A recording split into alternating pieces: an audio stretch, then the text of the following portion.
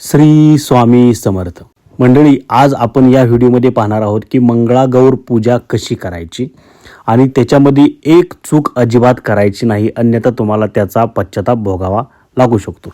चला तर मग आता या संदर्भातलं या प्रश्नाचं उत्तर आपण या व्हिडिओमध्ये बघणार आहोत आणि त्यानंतर तुम्ही बिनधास्तपणे पूजा करू शकता. बघा, महाराष्ट्रात पाळल्या जाणाऱ्या अमांत पंचांगानुसार 2026 मध्ये श्रावण महिन्यात एकूण 4 मंगळवार येत आहेत.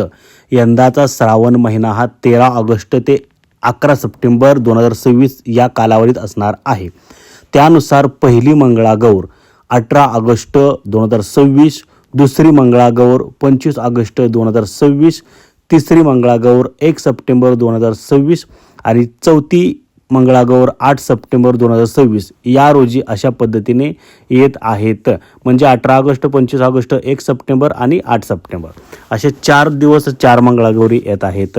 तर बघा, आता मंगळागौर पूजा करताना त्यासाठी काय काय वस्तू लागणार आहेत ते आपण सुरुवातीला या ठिकाणी पाहणार आहोत.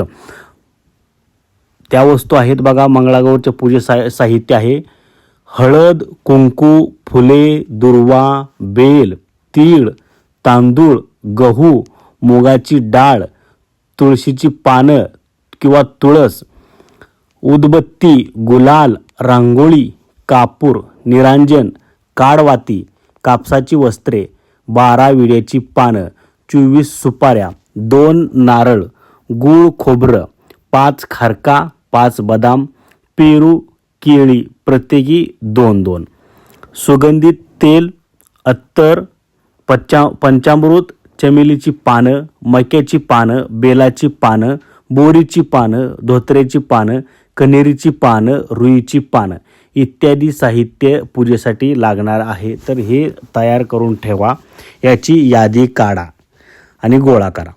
तर बघा, आता पूजा कशी करायची, नक्की मंगळागौरची पूजा कशी करायची त्याचं उत्तर आपण या ठिकाणी पाहणार आहोत, अशी अतिशय शास्त्रीय शुद्ध भाषेमध्ये.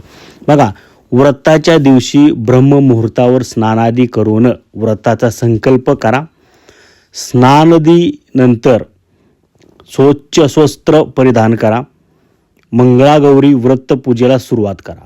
पूजेसाठी पाटावर नवीन वस्त्र अंथरून माता पार्वतीची मूर्ती किंवा चित्र स्थापित करावं.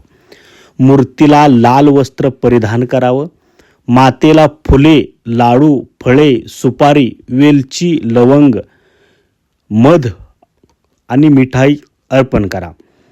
यावेळी दरम्यान ओम उमा महेश्वराय नमः या मंत्राचा जप करायला अजिबात विसरू नका. ही महत्त्वाची गोष्ट या ठिकाणी आपल्याला बघितलेली आहे. यावेळेस मंत्राचं पठण कोणत्या मंत्राचं करायचं आहे? ओम महामहेश्वराय नमः हे या मंत्राचं पठण करायचं आहे. यानंतर मंगळागौरची कथा ऐकावी.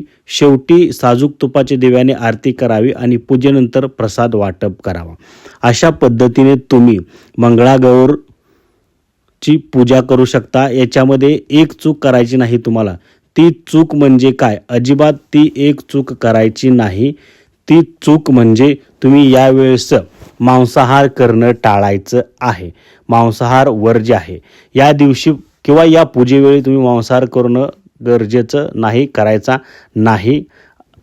मांसाहार असा पवित्र पूजेसाठी वर्ज्य आहे. ही गोष्ट तुम्ही फक्त लक्षात घ्यायची आहे. अन्यथा तुम्ही रेग्युलर पद्धतीने तुम्ही जी काय जशी पूजा सांगितली तशी पूजा तुम्ही करू शकता. ही माहिती कशी वाटली कमेंट करून सांगा. आणि अशाच सर्व मंगळागौरीच्या संदर्भातल्या सर्व इत्थंभूत माहिती आपण आपल्या चॅनलवर देत आहोत. आपल्या चॅनलला सबस्क्राईब करा, बेल आयकॉनची घंटी दाबा, म्हणजे असेच नवनवीन व्हिडिओ बनवले की लगेच त्याची नोटिफिकेशन तुम्हाला येईल आणि एकही व्हिडिओ तुमचा माहितीचा व्हिडिओ मिस होणार नाही. सर्वांपर्यंत हा व्हिडिओ शेअर करा. धन्यवाद. श्री स्वामी समर्थ.